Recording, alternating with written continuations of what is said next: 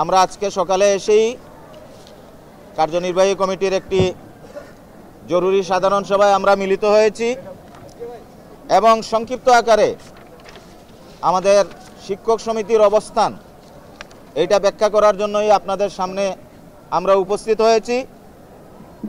আমি সেই বক্তব্যটি এখন আপনাদের সামনে উপস্থাপন করছি। সুপ্রিয় সাংবাদিকবৃন্দ, আপনাদের প্রত্যেককে সালাম এবং শুভেচ্ছা।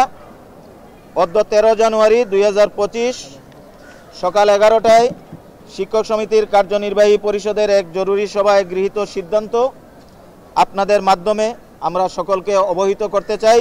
সেই বক্তব্যটি আমি আপনাদের সামনে উপস্থাপন করছি।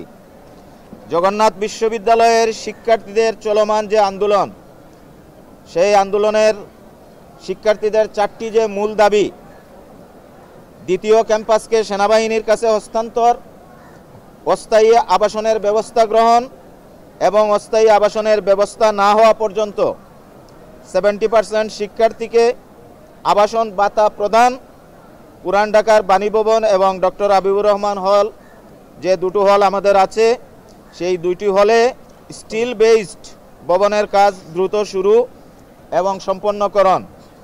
এই 4টি যে দাবি, এই 4টি দাবির প্রতি শিক্ষক সমিতি সর্বাত্মক একাত্মতা পোষণ করছে। তারই অংশ হিসেবে আপনারা সবাই জানেন, আমাদের এখানে ক্যাম্পাস সাংবাদিক যারা আছেন, গতকাল আমাদের শিক্ষার্থীরা যে অনশনের ডাক দিয়েছিল, আমরা সমিতির পক্ষ থেকে সেই গণ অনশনে আমরা অংশগ্রহণ করেছি এবং গতকালকেও আমরা আমাদের পক্ষ থেকে আমাদের সর্বাত্মক একাত্মতা পোষণ করেছি।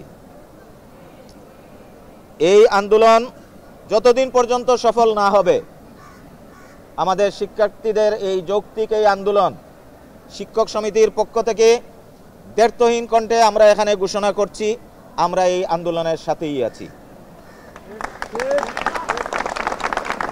এবং আমরা মনে করি, জগন্নাথ বিশ্ববিদ্যালয় শিক্ষক সমিতি মনে করে, সমসাময়িক সময়ে বাংলাদেশে আরও অনেক পাবলিক বিশ্ববিদ্যালয় প্রতিষ্ঠিত হয়েছে। সেই পাবলিক বিশ্ববিদ্যালয়গুলো শিক্ষার্থী যারা আছে তারা আবাসন সহ অনেক সুযোগ সুবিধা প্রাপ্ত হয়েছে। দুর্ভাগ্য আমাদের জগন্নাথ বিশ্ববিদ্যালয়ের শিক্ষার্থীরা এই ক্ষেত্রে প্রতিনিয়ত বঞ্চিত হচ্ছে। আমরা মনে করি, জগন্নাথ বিশ্ববিদ্যালয় শিক্ষক সমিতি মনে করে, এটা জগন্নাথ বিশ্ববিদ্যালয়ের শিক্ষার্থীদের প্রতি সুস্পষ্ট একটা বৈষম্য। বৈষম্যের মাধ্যমে এই দেশ থেকে আমরা ফ্যাসিবাদকে তাড়িয়েছি। আমরা আন্দোলন করে, আমরা শিক্ষক শিক্ষার্থী মিলে জগন্নাথের প্রতি এই বৈষম্য, সেই বৈষম্য আমরা নিরসন করব ইনশাআল্লাহ। এই বৈষম্য দূরীকরণে শিক্ষার্থীদের যৌক্তিক যে দাবি, সেই দাবিগুলো অবিলম্বে পূরণের জন্য এবং কার্যকর পদক্ষেপ গ্রহণের জন্য সংশ্লিষ্ট মন্ত্রণালয় এবং সরকারের প্রতি আজকের এই সংবাদ সম্মেলন থেকে আমরা উদাত্ত আহ্বান জানাচ্ছি। এবং আমাদের যে সমস্ত শিক্ষার্থী কালকে অনশন করতে গিয়ে অসুস্থ হয়েছে, তাদের চিকিৎসার সম্পূর্ণ ব্যয়ভার যাতে বিশ্ববিদ্যালয় প্রশাসন ব্যয়ভার বহন করে, আমরা ইতিমধ্যে কথা বলেছি এবং তার ব্যবস্থা পূর্ণাঙ্গ রূপে সেটা করতে হবে।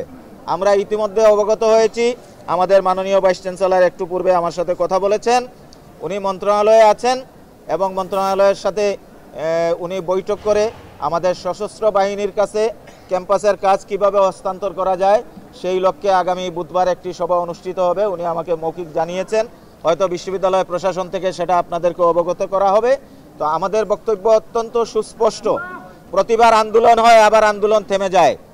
এবারের এই আন্দোলন যেন শেষ আন্দোলন হয় এবং এইটা সফল না হওয়া পর্যন্ত আমরা শিক্ষক সমিতির যারা দায়িত্বে আছি, আমরা আমাদের শিক্ষার্থীদের পাশে থাকব, এই অঙ্গীকার ব্যক্ত করে আজকের এই সংবাদ সম্মেলনে আমার ক্যাম্পাসের সাংবাদিকরা যারা এসেছে তাদেরকে আমি অন্তঃস্থল থেকে আন্তরিক অভিনন্দন জানাই।